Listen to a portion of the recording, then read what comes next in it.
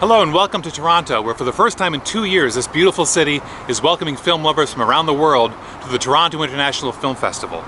In the past week, I've seen a lot of films that will be opening in the coming months, but also several that will be here streaming and in theaters in the coming days and weeks.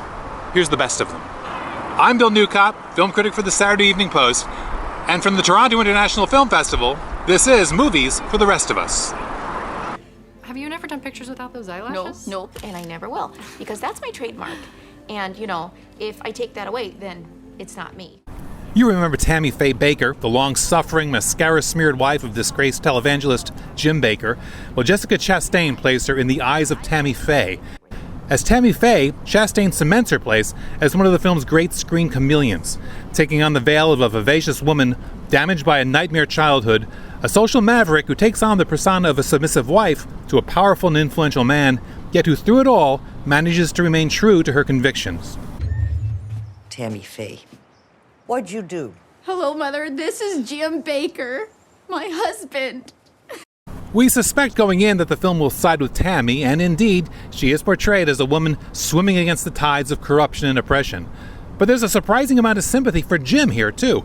A simple man preaching a simple faith who deludes himself into believing that while the Bible is indeed the unerring word of God, there's still a bit of wiggle room when it comes to serving both God and mammon.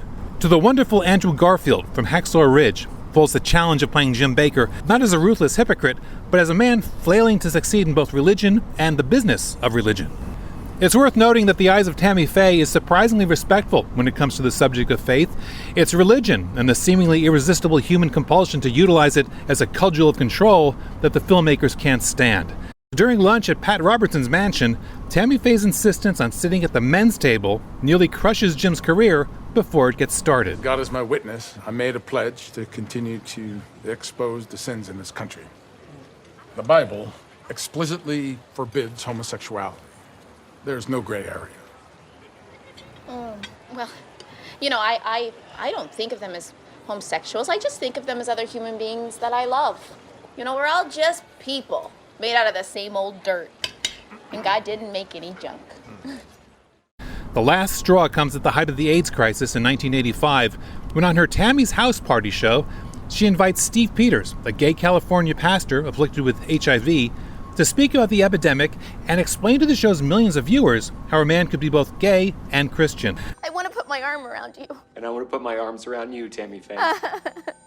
I can't look at this. You need to get her under control. And while few of us may have the makeup to match, we can still see in those dark, sad eyes the reflection of our own, often failed dream to be better than the world is willing to allow. This is who I am. Où sommes-nous? Je ne reconnais pas le... Oh non, pas ça. Pas la salpêtrière. Pas la salpêtrière. The year is 1895, and in gay Paris, the single most shameful acre of ground may well have been the Salpêtrière Asylum, where women diagnosed as hysterical were hospitalized, imprisoned really, and subjected to humiliating, painful, and sometimes crippling experimentation.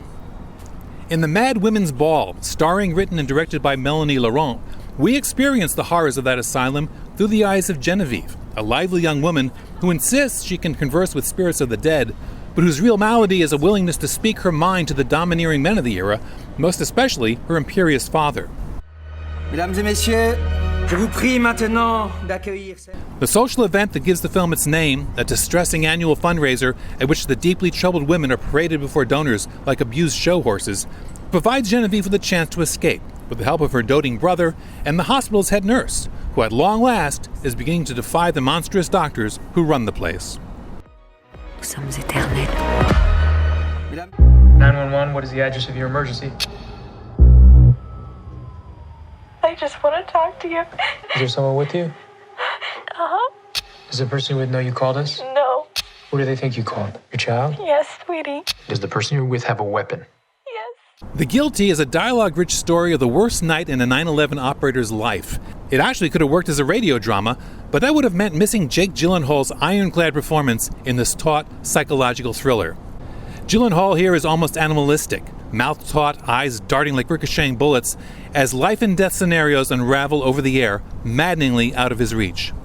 One can guess the film's conceit, a man alone in a room having desperate conversations with unseen callers, arose out of necessity in the COVID-19 filmmaking era, But art often arises from the bonds of limitation, and The Guilty is a case in point.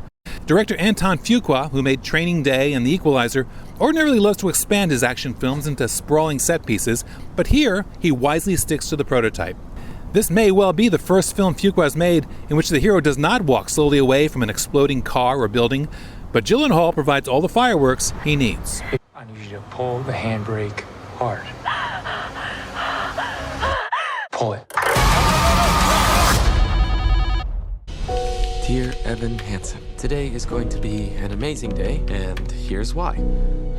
Have you ever felt like nobody was there? No one signed your cast. Now we can both pretend we are friends. I'm sorry about my brother. Have you ever felt forgotten in the middle of nowhere?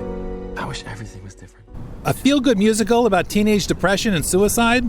Well, weirdly enough, yes please. Dear Evan Hansen has an endlessly appealing cast that walks a treacherous tightrope, barely keeping its collective balance above a premise that threatens at any given moment to swallow them all alive. Most of the songs from the smash Broadway production have been kept, along with Tony Award-winning star Ben Platt in the title role. Of course, that's another tricky decision, since he's now 26 and his teenager years are fast disappearing into his rearview mirror. Maybe he is a bit old for the part, but with those enormous eyes and awkward gestures, Platt more than makes up for his chronological handicap with deep knowledge of the character. Connor showed me that I wasn't alone. Nobody is.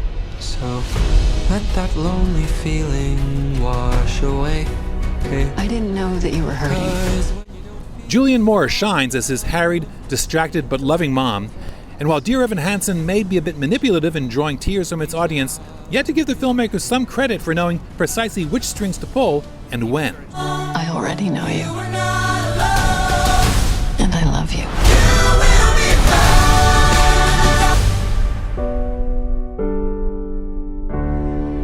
You know, I couldn't help but notice in at least half the films I watched this week, the opening shot was a close-up of a human face, an eye, a mouth, an ear, the whole face.